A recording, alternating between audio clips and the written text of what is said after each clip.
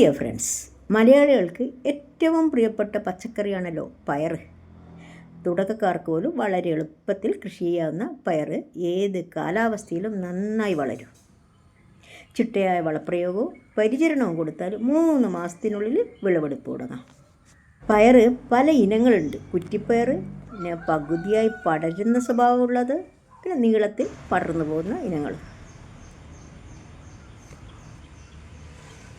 വിത്ത് പാകിയാണ് തൈകൾ മുളപ്പിക്കുന്നത്. അതായത് വിത്ത് നേരിട്ട് തടത്തിലോ അല്ലെങ്കിൽ നടിയിൽ മിശ്രിതം നിറച്ച ഗ്രോ ബാഗിലോ പാകി കൃഷി ചെയ്യാം. ഈ മുളച്ച് 2 ആഴ്ച കഴിഞ്ഞ ശേഷം നല്ല ആരോഗ്യമുള്ള തൈകൾ മാത്രം തിരഞ്ഞെടുത്ത് തടത്തിലോ അല്ലെങ്കിൽ പോട്ടിംഗ് മിശ്രിതം നിറച്ച ഗ്രോ ബാഗിലോ മാറ്റി നടാം.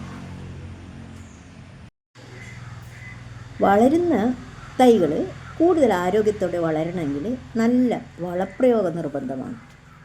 ഇടയ്ക്ക് ചാണക സ്ലറിയോ അല്ലെങ്കിൽ പൊടിയോ ചേർത്ത് കൊടുക്കാം. മണ്ണ് കൂട്ടിക്കൊടുത്ത് 2 നേരവും വെള്ളം ഒഴിച്ചു കൊടുക്കണം. ചെടികൾ പടർന്നു തുടങ്ങിയാൽ നല്ല പന്തലിട്ട് കൊടുക്കാം.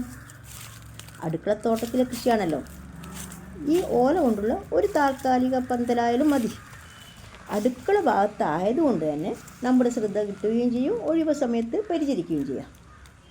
ഈ പൂത്ത് തുടങ്ങുമ്പോൾ തന്നെ ഓരോ പിടി കോഴിവളവും നൽകി 2-3 ദിവസം ഇടവിട്ട് നേർപ്പിച്ച കഞ്ഞിവെള്ളവും കൊടുക്കാം. 2-3 പിടി വേപ്പും പിണ്ണാക്ക് 1 ലിറ്റർ വെള്ളത്തിൽ കുതിർത്ത് നേർപ്പിച്ച ഇലകളിലും തണ്ടിലും ചെടിയിലും ഒഴിച്ചു കൊടുത്താൽ കായ്തുരപ്പൻ, തണ്ടുതുരപ്പൻ പുഴുക്കളിൽ നിന്ന് ചെടികളെ രക്ഷിക്കുകയും ചെയ്യാം. കീടനാശിനി ശല്യം ഒഴിവാക്കിയ മഞ്ഞൾപ്പൊടി കലക്കി ചെടികളുടെ ഇലകളിലും തണ്ടിലും സ്പ്രേ ചെയ്ത് കൊടുത്താൽ ഈ ചെടികളെ ബാധിക്കുന്ന കുരുടിപ്പ്, വെള്ളീച്ച ശല്യം, മുരടിപ്പ് എല്ലാം മാറിക്കിട്ടും. കുറച്ച് ചുവട്ടിൽ ഒഴിച്ചു കൊടുത്താൽ ഇത് തഴച്ച് വളരുകയും ചെയ്യും.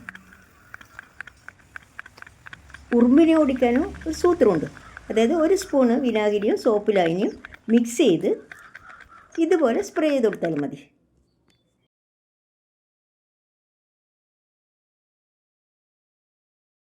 ഭാഗികമായി പടരുന്ന പയറിനങ്ങളിൽപ്പെട്ട കൈരളി, അനശ്വര, കനകമണി, വരുൺ എന്ന ഏതെങ്കിലും ഒരു ഇനത്തിൽപ്പെട്ടതാകാം ഈ തൈകൾ. വർഷത്തിൽ എല്ലാ സമയവും കൃഷി ചെയ്യാൻ പറ്റുന്ന ഒരിനം. നല്ല വലിപ്പമുള്ള കായ്കൾ, കൂടുതൽ കാലം വിളവ്, അധികം പരിപാലനം ആവശ്യമില്ല. ഗ്രോ ബാഗ്, ചട്ടി, പ്ലാസ്റ്റിക് ചട്ടി ഇവയിലൊക്കെ കൃഷി ചെയ്യാം. Carbohydrates, vitamin A, B, C, ധാതുലവണങ്ങൾ, പ്രോട്ടീൻ എന്നിവയുടെ കലവറയായ പയറിന് ചിട്ടയായ വളപ്രയോഗവും പരിചരണം കൊടുത്താൽ 3 മാസത്തിനുള്ളിൽ പൂക്കുകയും കായ്ക്കുകയും ചെയ്യും. മാത്രമല്ല, വിളവെടുപ്പ് തുടങ്ങിയാൽ മുടങ്ങാതെ ദിവസവും വിളവെടുപ്പ് നടത്തുകയും ചെയ്യാം.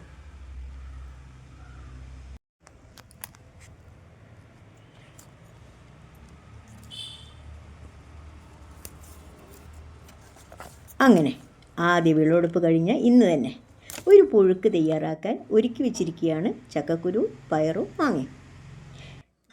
കാർബോഹൈഡ്രേറ്റ്സ്, വിറ്റമിൻസ്, ധാതുലവണങ്ങൾ, പ്രോട്ടീൻ ഇവയാൽ സമ്പുഷ്ടമായ ഒരു പുഴുക്ക് റെഡിയായിട്ടുണ്ട്.